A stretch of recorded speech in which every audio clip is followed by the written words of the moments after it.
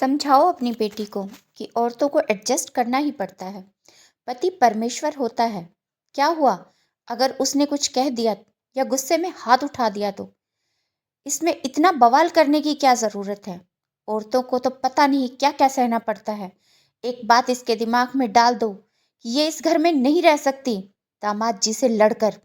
रागिनी के पापा गुस्से में तमतमाते हुए रागिनी की माँ से बोले। और तुम कान खोलकर सुन लो, सुबह दामाद जी आ रहे हैं। तुम्हें लेने तो तुम्हें जाना ही होगा। अब जैसा भी है वही तुम्हारा भाग्य है। रागिनी की ओर देखते हुए उसके पिता ने कहा, पापा, मैं आज के ज़माने की पढ़ी लिखी लड़की हूँ। मैं माँ नहीं हूँ जो मार खाकर भी चुप रह जाऊंगी। सुबह का फैसला सुबह पर छोड़ दीजिए। कहते हुए रागिनी बिना खाना खाए ही सो गई। रागिनी अपने कमरे में चली गई। उस रात किसी ने भी खाना नहीं खाया था। रागिनी ने एक निर्णय लिया और अपनी कंपनी के हेड को फ़ोन लगा दिया। कुछ देर बात करने के बाद रागिनी ने फ़ोन काट दिया। सुबह जल्दी उठकर रागिनी नहा धोकर तैयार हो गई। उसने गुलाबी रंग की वही ड्रेस पहनी थी जो उसे बहुत पसंद थी। रागिनी को नहा धोकर तैयार हुआ देखकर उसके भाई और पिता के चेहरे पर विजयी मुस्कान आ गई। वो जैसे ही नाश्ता करने बैठे तभी दरवाजे की घंटी बजी और उसके भाई ने दरवाज़ा खोला। सामने खड़ा आदर्श एक पैकेट में कुछ तोहफे लिए खड़ा था। चाय नाश्ता करने के बाद कचहरी लगाई गई, जिसमें आज रागिनी के जीवन का फैसला होना था। बताओ आदर्श बेटा, क्या हुआ था? उसके पिताजी ने तिरछी नज़रों से रागिनी की ओर देखते हुए कहा, कुछ नहीं पापा, बस थोड़ा स्ट्रेस में था। अपनी एक दोस्त से बातें कर रहा था ताकि रिलैक्स हो जाऊं, लेकिन बीच में ही ये आ गई और गुस्से में मेरा हाथ इसके ऊपर उठ गया। मैंने मारा नहीं पापा, बस एक थप्पड़ लग गया था। It was just a slab पापा। उस दिन माँ की तबीयत बिगड़ गई और उन्हें हॉस्पिटलाइज्ड करना पड़ा। ये 2 दिन वहाँ माँ के साथ रही। उस दौरान मैंने माफ़ी भी मांगनी चाहिए, लेकिन रागिनी ने एक भी नहीं सुनी। माँ के घर आते ही मैं समझाना चाहता था, लेकिन ये यहाँ चली आई। मैंने उस खास दिन के लिए तोहफे भी खरीदे थे, लेकिन एक प्रोजेक्ट की वजह से परेशानी में मैं इसे दे नहीं पाया। कहते हुए आदर्श ने पैकेट रागिनी की ओर बढ़ा दिया। जैसे ही उसने रागिनी को गुलाबी रंग की ड्रेस में देखा, उसने कहा, ये रंग तुम्हें सूट नहीं करता। कितनी बार समझाऊं तुम्हें? रागिनी बेटा जाओ, अब ये तोहफे रखो और अपने घर जाने की तैयारी करो। पापा ने फरमान सुनाया, जिसे सुनकर आदर्श के होठों पर मुस्कान आ गई। वाह पापा, क्या फैसला किया है आपने। समाज में उच्च आदर्श स्थापित करने वाले पहले पिता आप ही होंगे, जिन्होंने अपनी बेटी की एक भी नहीं सुनी और एक तरफा फैसला सुना दिया। रागिनी ने कहा, आप बताइए दीदी, क्या हुआ था वहाँ आपके साथ? दरवाजे के अंदर आती हुई रागिनी की भाभी ने पूछा। उसने रागिनी को ननद कम सखी ज़्यादा समझा था, इसीलिए रात को रागिनी की माँ के फ़ोन करने के बाद वह सुबह जल्दी ही निकल आई थी। उसने आगे बढ़कर उसे गले लगा लिया। भाभी, वो भाभी, कहते हुए रागिनी का गला रूंध गया। भाभी ने उसे पानी पिलाया और फिर बोली, बहुत समझदार है हमारी रागिनी। अगर वो यहाँ आई है, इसका मतलब ये है कि इसके सब्र की सीमा टूट चुकी है। कोई भी स्त्री घर में जान फूंकती है अपनी श्वास द्वारा, मकान को घर बनाती है, तिनका तिनका जोड़ती है। ऐसे में अगर वो अपना घरौंदा छोड़ती है तो उसके पीछे की वजह भी बड़ी ही होती है। बताओ रागिनी। भाभी, मैंने माँ की शिक्षा का मान रखने की पूरी कोशिश की थी, हर तरह एडजस्ट किया था। मैं नौकरी करना चाहती थी पर छोड़ दी क्योंकि इन्हें पसंद नहीं थी। मैं सलवार कमीज पहनना चाहती थी, लेकिन साड़ी में लिपटी रही क्योंकि इन्हें साड़ी पसंद थी। मैंने हर संभव कोशिश की कि मैं इन्हें खुश रख सकूं, लेकिन इन्हें घर में एक नौकरानी, सोसाइटी में एक शोपीस और बिस्तर में एक रति की आवश्यकता थी। आवश्यकता? हाँ भाभी, प्यार तो कभी इन्हें था ही नहीं। मैं इनके लिए केवल ज़रूरत थी। हर बात पर गुस्सा, गालियाँ, ताने, उल्हाने, मैंने सब सहा, लेकिन जब मेरे कानों में इनके अफेयर की खबर पड़ी तो मैं दंग रह गई। विश्वास कर पाना कठिन था। मैंने इसे अफवाह समझकर भुला दिया था, लेकिन एक रात जब ये बात करते करते सो गए तो इनका मोबाइल खुला होने के कारण उसमें लिखी चैट पढ़कर तो मेरे पैरों तले की ज़मीन ही खिसक गई। इनकी चैट की बातें यदि एक पति भी अपनी पत्नी से करे तो उसे शर्म आ जाए। सुबह हमारी शादी की सालगिरह थी।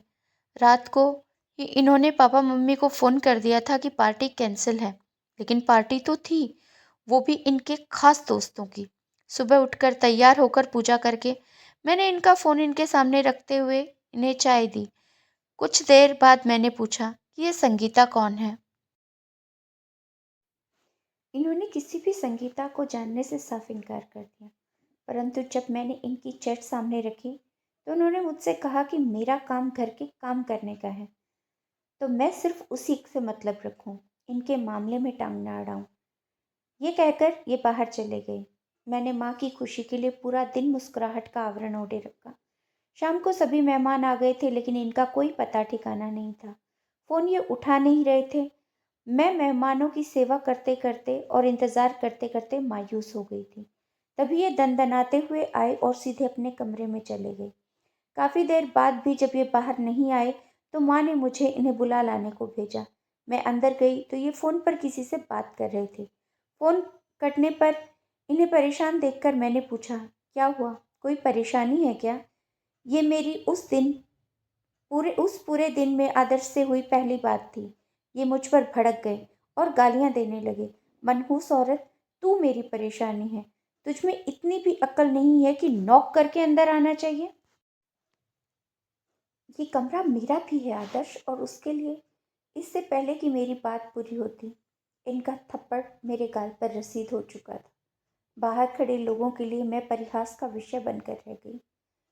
सभी मेहमान मौके की नजाकत को समझकर अपने अपने घर लौट गए थे। मैं तो उसी समय घर छोड़ देती, लेकिन मेरी सास, या यूं कहूँ माँ, अपने बेटे की हरकत बर्दाश्त नहीं कर पाई और वो बीपी बढ़ने के कारण बदहवास सी हो गई। मैं हॉस्पिटल में 2 दिन उनके साथ रही, मंथन करती रही। जब माँ हॉस्पिटल में थी, ये आया था मेरे पास माफ़ी मांगने। इसने मुझसे कहा, Ragini, it was not a big deal to resolve, it was just a slab.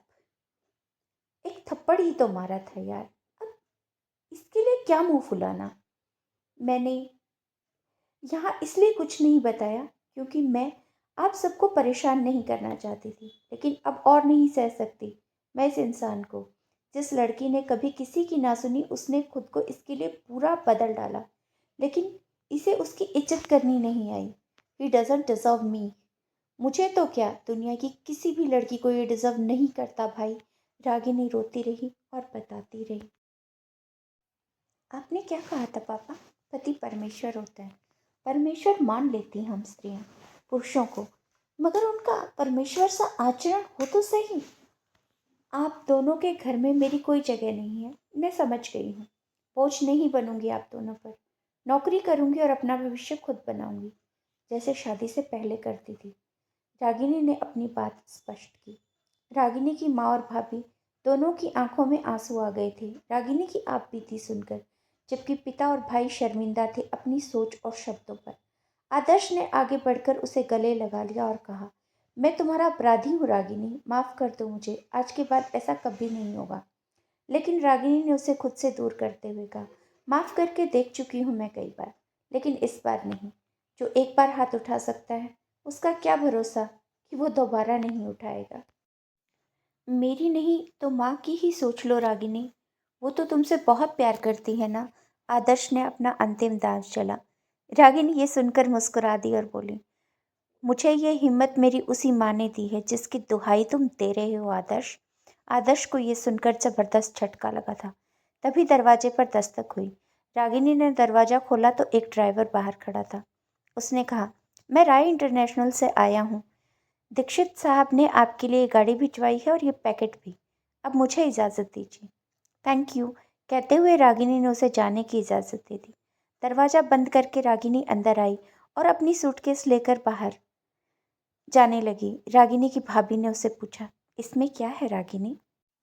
Ragini ने पैकेट खोला तो उसमें उसका अपॉइंटमेंट लेटर था, वो भी प्रमोशन के साथ। उसमें एक फ्लैट की चाबी भी थी जो उसे कंपनी की ओर से मिला था, और साथ ही एक गाड़ी की चाबी उसके हाथ में थी। उसके पापा और भाई कुछ बोलना चाहते थे, तभी रागिनी ने उन्हें रोक दिया और कहा, अभी नहीं पापा, जब मुझे लगेगा कि मेरा अपना कहने को कोई घर है तो मैं आ जाऊंगी, फिलहाल मुझे इजाज़त दीजिए। कहते हुए रागिनी ने एक बार अपनी माँ की ओर देखा और भाभी की ओर देखकर अपनी कृतज्ञता प्रकट करते हुए बाहर चली गई। पीछे खड़ी सभी बस उसे जाते हुए देखते रह गए। अब आप सब बताइए, क्या रागिनी ने सही किया? पिछले भाग में आपने पढ़ा कि कैसे रागिनी के साथ क्या हुआ। अब जानते हैं आगे। अगर आपको इस कहानी के बाकी भाग पढ़ने हैं तो अब